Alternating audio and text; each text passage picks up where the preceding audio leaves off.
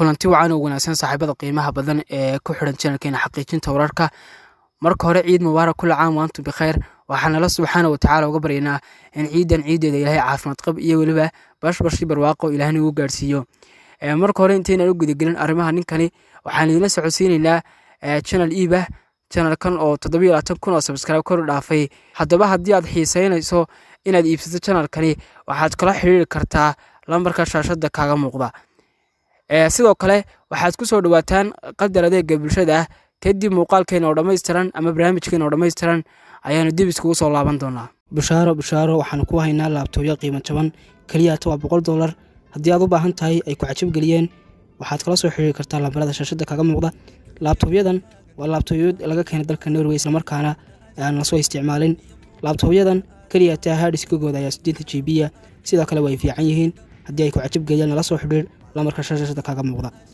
magaciisa oo dhameystiran waa Faarax Cabdilaahi Cabdi Dhoore balse imika waxa uu qaatay magaca Kiim Cabdi isagoo bedelay dhammaan jinsiyadii kana mid noqday dadka tirasanjadarka ah haddaba maxaad kala socotaan wiilkan Soomaaliyeed sidii uu isku bedelay noloshiisa iyo taariikhdiisa halkan aynu ka soo bilaamatay iyo halista uu imika ku hayo dadka Soomaaliyeed sidoo kale waxaan idin wadaagi doonaa sidii loo ogaaday shaqsigan oo muddo badan isqarinayay waxaana kaloo idin wadaagi doonaa muuqaalo iyo sawirro kuwaas oo cadeynaya in shaqsigani uu isbedelay.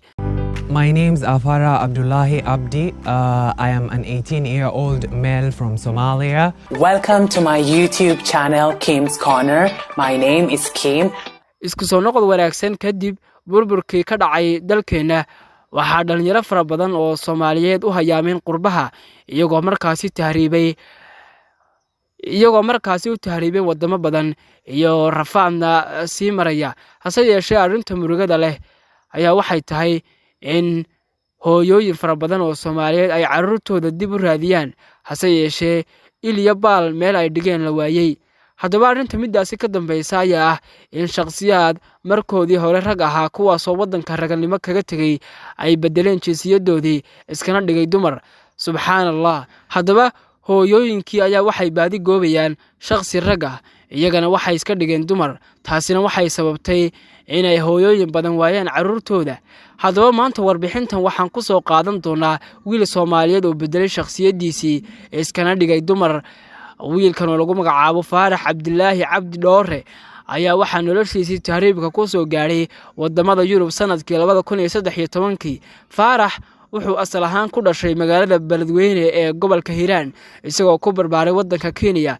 waxaana Soomaaliya laga soo waday isagoo jira 3 sano haddaba maxay tahay arrinta ka dambaysa Faarax inuu Soomaaliya ka soo hayaamo uuna u soo baxo wadanka Kenya haddaba waxaan idin haynaa muuqaal cadeynaya in shaqsigani uu isbedelay intaanan muuqaalkan idin wadaagin Faarax ayaa waxa uu sheegay wareysiga lala yeeshay markii Kenya oo imaaday in la geeyay iskuul hase ahaatee arrinta dhibta badan ku haysay ayaa waxay ahayd in Faarax uuna la ciyaari jirin wiilasha bedelkeedana uu la ciyaari jiray gabdhaha taasina waxay keentay in maamulkii iskuulku ay ku wargeliyaan waalidkii in aanu wiilkani iskuulka dhigan karin maadaama uu dhexgalayo haddaba taasi waxay sababtay in Faarax uu ka haro iskuulkii haddaba taasi waxay ku noqotay caqabad Faarax wuxuuna iska dareemay yaraantiisa inuu u badan yahay dhanka iyo dumarka waa sidii uu isagu sheegtay waa uu barbaaray waana uu weynaaday wuxuu go'aansaday inuu qaaradda Yurub soo galo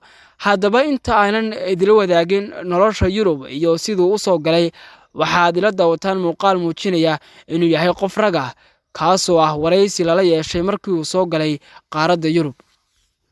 My name's Afara Abdullahi Abdi. I am an 18-year-old male from Somalia. Welcome to my YouTube channel, Kim's Corner. My name is Kim. Kenya because I was born in Somalia, but my family moved to Kenya when I was 3 years old. Oh, okay. And I grew up in the Kenyan capital, Nairobi. That's where I went to school. That's where I was educated together with my younger brother. And I grew up in a very middle-class neighborhood and a very middle-class family. Went to some of the best schools in Kenya. But then when I was 5 years old, I discovered I was different. You decided or you I felt discovered. You discovered, okay. during recess breaks, I would play with girls instead of boys, and then the teacher called my mom to bring it up, and my mom brought it up to me, and that's the first time I knew it was a problem. I got to Malta from my country. It is a very, very long distance if you look at it geographically. I went through several countries. I went through the Sahara Desert. I went through the Mediterranean Sea to come here. It was a journey full of fatigue and emotion, and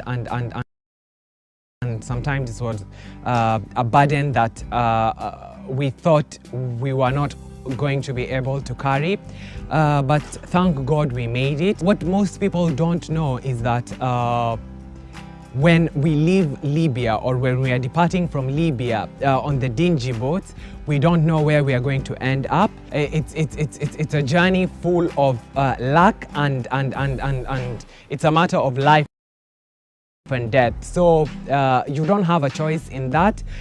You just see where God takes you, and that's why I say Malta chose me.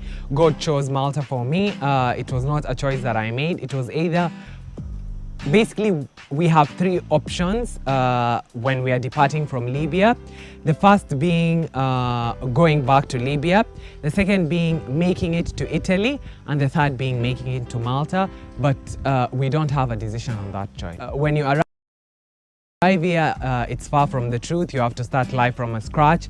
You are one step lower than other people, because other people have a foundation, but you have to build on your foundation to get a structure to stand strongly. If we are going to fix some of these social problems that we have in Malta, like the stereotypes, we need a more aggressive integration system whereby everybody is included, the nationals, the migrants, and everybody feels part or they are part of this integration system, whereby to have a healthy society where everybody has a positive attitude towards the other. Because whether you are in your country, or you are in another country, or you're a refugee, or like, human beings always face difficulties and problems, and I cope with that through my passions, which is music, acting.